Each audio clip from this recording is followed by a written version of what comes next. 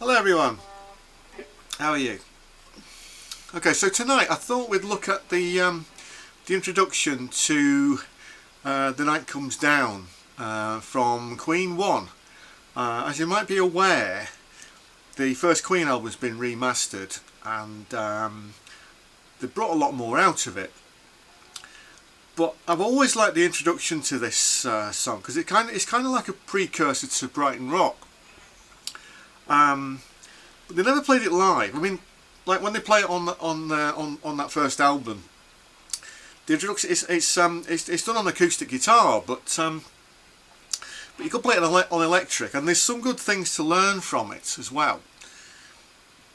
I mean, even though I say it reminds me a lot of like Brighton Rock. It's a pastiche of two pieces of classical music.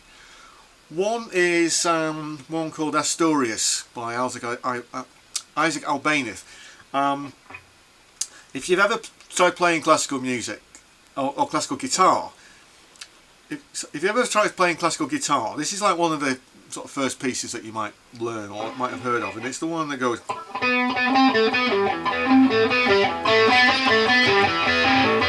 You know, that one.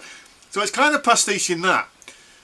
But it's also pastiche in the Toccata from the Toccata and Fugue in D minor by J S Bach, but played in E minor. So it's sort of mixing those two up, and then it goes into this sort of blues scale bit, that's probably why it reminds me a lot of Brighton Rock. But it also, I mean, the way it's done like acoustically, it sounds very Led Zeppelin to me. But we'll get to that as we're breaking the different pieces down. So, because it starts with with the drums, and then it starts with this E chord, very dramatic E chord. Now I'm playing it on electric because, well, for lots of reasons. But I think, like I was saying, you can get a lot out of it for the electric guitar. But the main riff is sort of.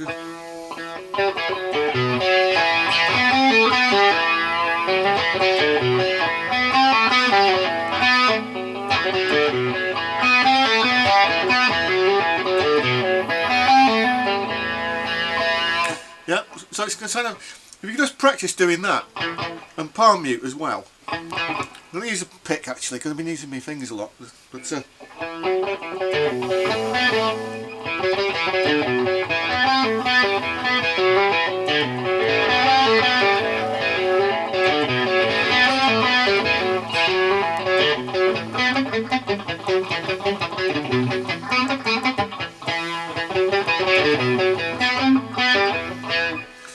and then it sort of then it goes into that more of that sort of toccata-ish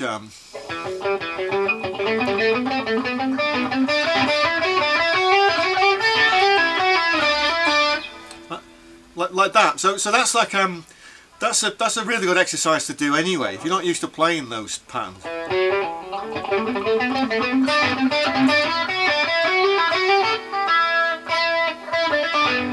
And then into that this little sort of blues scale.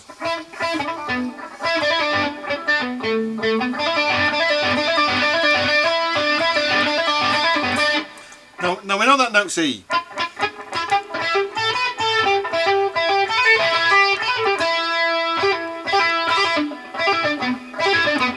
I mean, these are sort of very sort of Brian May sort of licks from that era where he's doing a lot of like fast hammer-ons and pull-offs using blues scales, which.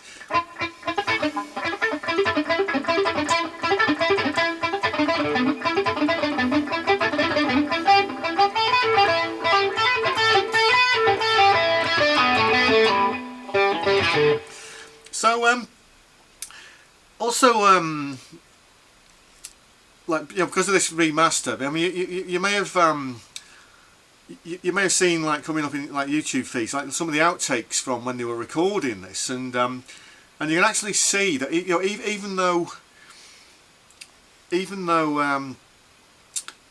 band is very highly polished and they've got clear ideas of what they want to do, there's a lot of freedom that they have while they're actually jamming. You know, so they start. So Brian, you know, like one of the outtakes. You know, Brian starts playing and it's sounding great, and then he just like complete car crash and goes, "Oh, sorry," and then and everybody starts talking, and you know, and then they do it again, and you know, so he did have a lot of freedom with it. So you don't have to strictly play it as written, but you can pick up those patterns, and it's a good one for, you know, like for working on the modes as well.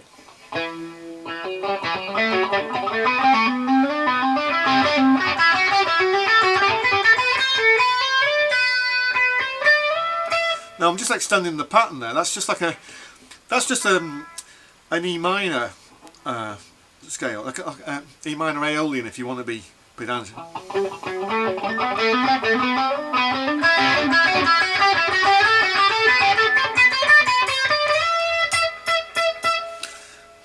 Yeah, but then it's sort of after that the bluesy bit.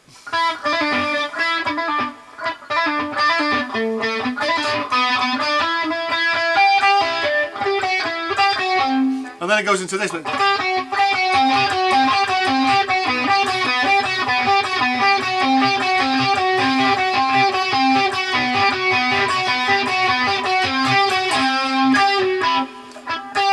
So we're just playing over these two strings.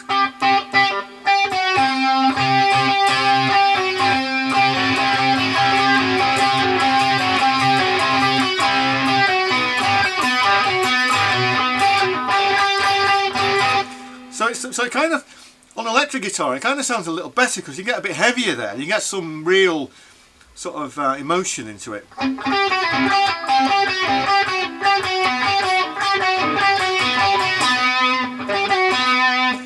Now, we could bring that G in.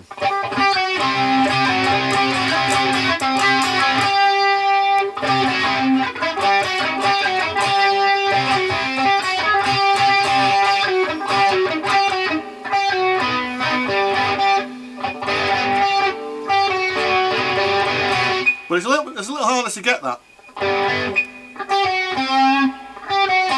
So as a general rule with a lot of these pieces, especially in bands like Queen and like The Who and Deep Purple, if you're playing these like little sort of lead rhythm parts, that's what you can call it, if you ignore the three bass strings and let the bass player do their job, then they'll fill the sound out, and then that's how that's how you actually get the heaviness. If you're thinking, oh, well, I got all these strings, I can use those. Well, perhaps you can, but if you actually leave that gap for the bass player, it's going to sound a lot heavier and a lot more emotive, and they'll, you know, and it adds space and dynamics and etc. etc. But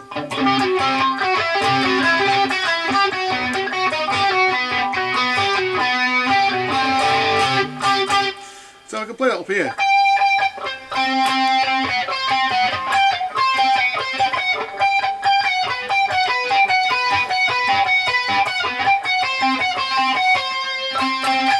So if I just hold the notes down.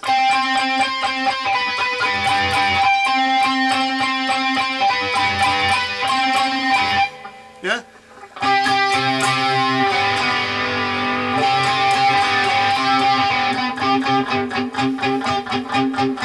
Yeah? I mean, you can even just practice that if you want to.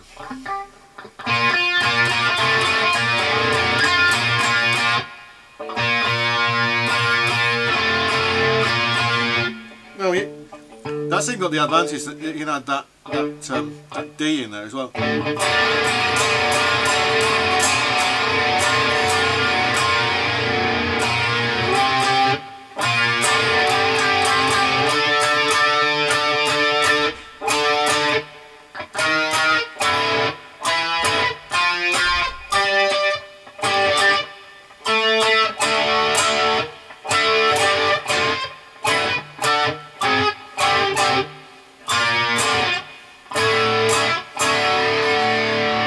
Yeah?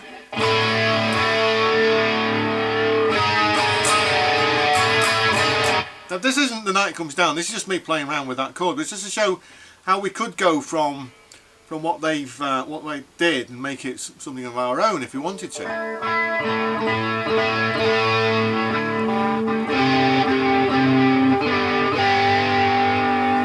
Yeah. So I hope you got something out of that.